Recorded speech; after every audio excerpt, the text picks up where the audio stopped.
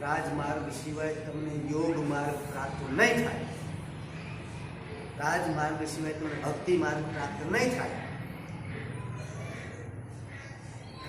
સતારને કોઈ દી બહુ કડકે કરાય નહીં તો તાર તૂટી જાય, અને સતારના તારને ઢીલાઈ બહુ રખાય નહીં તો બે સૂરો વાગે અને મધ્યમાં રાખો એ સૂક્ષ્મ.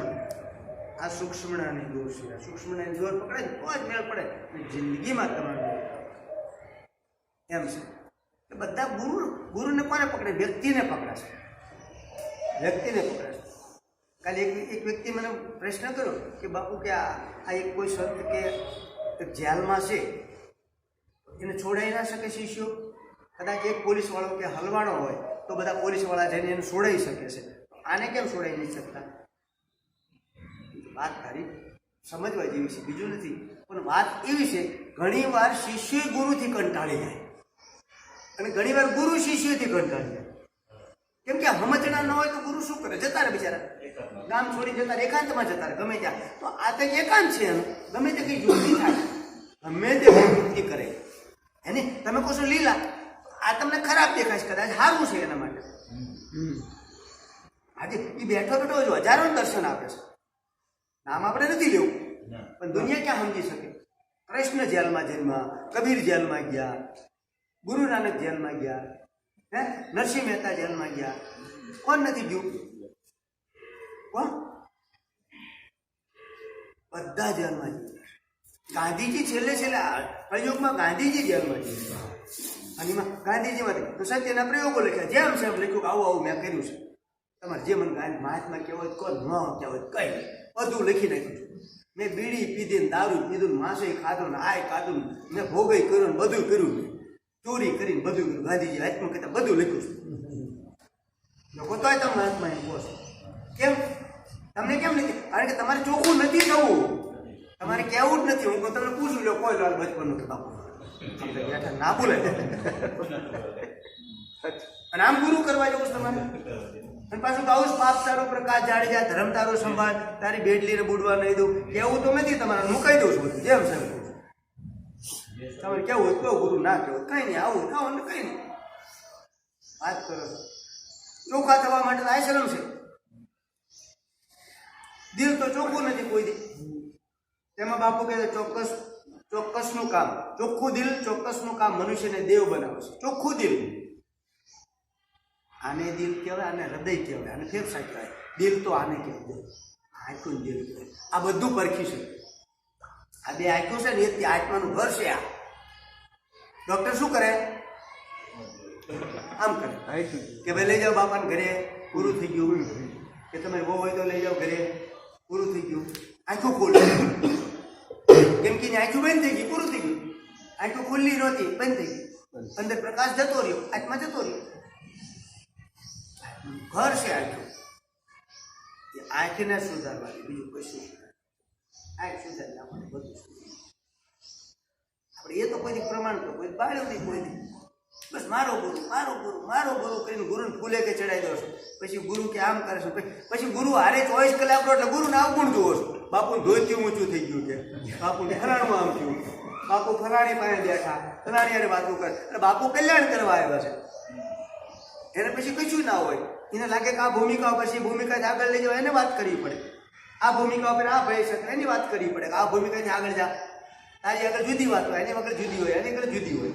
કારણ કે બધાની ભૂમિકા અલગ અલગ હોય. ગુરુને દેખાતું હોય, તમને ના દેખાતું, તમને ના દેખાતું હોય. તમને એમ થાય કે આને કંઈક જુદી વાત કરી, આની મને કંઈક જુદી વાત કરી, આમને કંઈક જુદી વાત કરી. એ તો બધાની મતિ અલગ અલગ હોય છે, બધાની બુદ્ધિ, બધાની ગતિ અલગ અલગ હોય છે. ગતિ પ્રમાણે સદગુરુ વાત કરતા હોય છે, બીજું કશું નથી હોતું. સદગુરુને દેખાતું છે, એની પાસે દિવ્ય દ્રષ્ટિ હોય છે, આજ્ઞાચક્ર એને દેખાતું હોય છે. તમે કેવી રીતે આવ્યા, કયા તત્વોમાં આવ્યા એ ગુરુને દેખાય. કે તમે રજોગુણમાં આવ્યા છો, સત્વગુણમાં આવ્યા છો, તમોગુણમાં આવ્યા છો, એ ગુરુને દેખાય.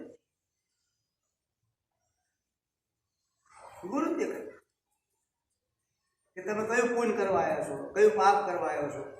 ભલે તમે મન દાન કરો ને અહીંયા, તમારે જો એ ટાઈમે તમારું તમો ગુણ ચાલતો હોય ને તો તમે પાપ કરો છો, રજો ગુણ ચાલતો હોય તો પાપ કરો છો. હું કંઈક આપું છું એટલે પાપ કરો છો. તમે કંઈ દેવા વાળા તો શું નથી. તમે દેવાવાળા તો છો ને. હું હજારો વખત કેમ એક આંબાનો ગોટલો નીચે વાવો ને એની આમની હજારો મણ કેરી આવતી હોય તો તમે કોણ દેવાવાળા? એક ટોપલો તો આપી જાય, શું પૂન કર્યું છે? કાળોપુરથી તું એક ટોપલો લઈને બાપુ કેસર કેરી રત્નાગીરી લઈને આવ્યો છું તો તને પૂન થયું? કહીશું નહીં, કહીશું પૂન નથી. તારું તો કઈ છે નહીં. બોલું એક ગોટલામાંથી હજારો મણ કેરી થઈ, એને તો ભૂલી ગયો તું, તને પાછો દેહનો દાવો આવી ગયો. મેં પૈસા ખર્ચા, મેં ટોપલો લીધો, મેં રત્નાગીરી લીધી ને બાપુ નાખ્યું. અને એ ખબર નહીં બાપુ જેનું ભજન કરે છે ને એને તો પ્રગટ કર્યું છે. બાપુ જેનું ભજન કરે છે ને કેરી પ્રગટ કરી રત્નાગીરી, અને એ કેરી તું લઈને આવ્યો. એમાં ત્યાં શું આપ્યું? તારી ઉપર કૃપા છે સદગુરુ. તારો અને આપવા વાળાનો ભાવ એવો હોવો જોઈએ કે तुम जियो हजारों साल यही मेरी है आरजू. सदगुरु જેટલું વધારે જીવે એવી તમારી જેને શિષ્યની એવી ભાવના હોવી જોઈએ કે સદગુરુ જેટલા જીવે વધારે એમનું આયુષ્ય વધે તો અમને આત્મજ્ઞાન મળ્યા કરે, અમારા જીવનની ઉદરગતિ થાય એવી ભાવનાથી તમે એને આપતા હોય તો ઉગી. સદગુરુ બધું તો ખાઈ જવાના નથી, તમે આપી જાવ બધું ખાઈ જવાનું નથી. આપણે કોઈને અમે કેટલું બધું અવસ્થા બધું હું થોડો કરી બધું વેચી દઉં છું, આપી બને એટલા.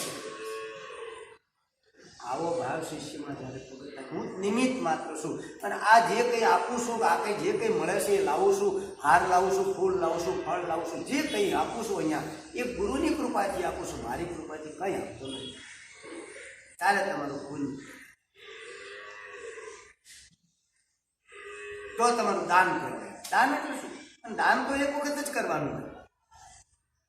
અને તમારે દાનમાં શું આપવાનું છે? તમારે શું તમે ચીકુ કેળા સફરજનની દાન? ના, દાન આ કશું દાન નથી. દાનમાં તમારે મન આપવાનું છે. શું આપવાનું છે? મન આપવાનું. ભટકેલા મનની બાજી ભૂલો સુધારજો, એવું કીધું. બીજું કઈ? સમજણના સોટા એમને દેજો સદગુરુજી, અમને ચરણમાં લેજો. મનને આપવાનું છે તમારે. મન તો પાછું લઈ જશે, કટિંગ કરવાનું બાકી છે. ઘરા ગાઈને બેઠા છે, કાળો મોટો હવે શું કહેશું? 10 વાગે આવશે બાપુની અંદર, બાપુ સત્સંગ ચાલુ કરો તો ભદ્ર જેવી બેઠી બેઠી વિચાર કે આ ભજનનો પ્રોગ્રામ આવ્યો છે, બાપુને કેવું ઘણા કેવું રાતે જવાનું છે. બધાના કઈ સંકલ્પ એકલા બહુ ચાલતા હોય. પેલા આવ્યા સર જલ્દી બાપુ સત્સંગ પૂરો કરે, તારું મારે આનું કામ છે, મારે વાત કરવાની છે કે આ બાપુ આવ્યા હતા સત્સંગ ચાલુ કરી દીધું, મારે પૂછવું તો રહી ગયું. બોલ બોલો હવે આમાં ક્યાં તમને જ્ઞાન પ્રગટ થાય? કોણ ડઝન છોકરા થાય ને પણ ટેટું પ્યાપું દસ્યું આઈસ્ક્રીમ ખાવાનું મારું હારું ચાલુ, પછી બાપુ આવે કાને સુધારો, ત્યાંથી સુધારું અમને. હવે આખું જીવન બગાડીને આવ્યો. શરૂઆતમાં તો આવ્યો નહીં મારી પાસે, અને પછી કે હવે સુધારો ક્યાંથી મેળ પડવાનો? સુધારવાનો હા તો કરો નાખી ઘડી 5 મિનિટ બે આવું નથી, કામ હોય ત્યારે આવે મારું કામ, દોડતા સીધા જાઓ કે બાપુ ભાઈ કહેવાય. એ રસ્તો કંઈક કાઢશે તોય સદગુરુ દયાળા બિચારા રસ્તો કાઢે કે જાઓ તમારું આમ આમ થઈ તોય રસ્તો કાઢે. કહો અમારે કાંઈ દીકરી આવી હતી, મને કે મારે મિસ ઇન્ડિયા બન્યું છે. પેલી શું કહેવાય પેલું બને તાજ મિસ ઇન્ડિયા બનું બાપુ. મને અમે એવું જાદુ મંત્ર કરી દો, તમે કેટલાનું સારું કર્યું છે, તમે કેટલાનું કલ્યાણ કર્યું છે, તમારી પાસે વિદ્યાઓ છે કે આમાં હું લાંબી હાઇટમાં થઈ જાઉં કે આમ 150 ફૂટની અને મારું સૌંદર્ય બની જાય. મેં કીધું એવું ન આવું કશું ના હોય. સીતાજીને કે થોડુંક સૌંદર્ય બનાવી દીધું છે કોઈ, એમ કીધું કે રાધાજીનું કોઈ સૌંદર્ય બને ગુરુ એમ હાથથી એવું ના હોય. અત્યારના યુગ પ્રમાણે જો તારે સૌંદર્ય કરવું હોય તો સમજવા જેવી વસ્તુ છે કે મેં જેને સૌંદર્ય કર્યું ને એને માંસાહાર કરવો, હરણનું માંસ ખાવું તો સૌંદર્ય થાય. ઈંડા ખાવા પડે, દારૂ પીવો, દરરોજ યોગા કરવા પડે, કસરત તો કરવી પડે. યોગામાં તો કસરત પેલી જ કરવી પડે. આ તો પતંજલિના ના ચાલે કામ બધું. તો બોલ કરું તારે એ તાજ લેતા લેતા તારા બાપાને ટાઈલ પડી જશે, 10 લાખથી 15 લાખ રૂપિયા થાય.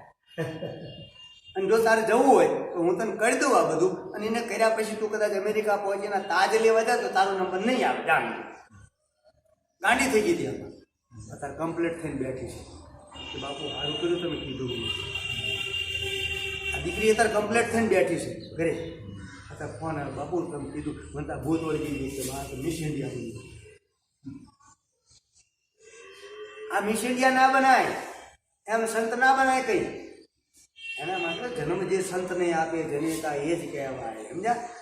અને ધારા ઉપર તમે પડ્યા રહો, આમના ધારા ઉપર જેમ ઉપર જાઓ એમ તમે મહાપુરુષનો અવતાર થઈને આવો. એમને થોડું આવતું છે, વાત કરો છો એમ કે બની જવાતું છે. ત્યારે એની કેટલી પરાકાષ્ઠા હોય, કેટલી તપસ્યા હોય, ત્યારે એ બનતા હોય છે. એમને કશું ના મળે. ઉચ્ચ કક્ષાએ જવું, આખા વિશ્વ લેવલે એનું નામ પહોંચાડવું, એટલે ભલે ગમે તે સેક્સ હોય છે, આખા વિશ્વ લેવલમાં નામ પહોંચાડવું એટલે એની કંઈક તપસ્યા છે, એનું બેલેન્સ છે. તારે ને વિશ્વ લેવલમાં નામ થાય. એ પછી ગમે તે હોય XY છે.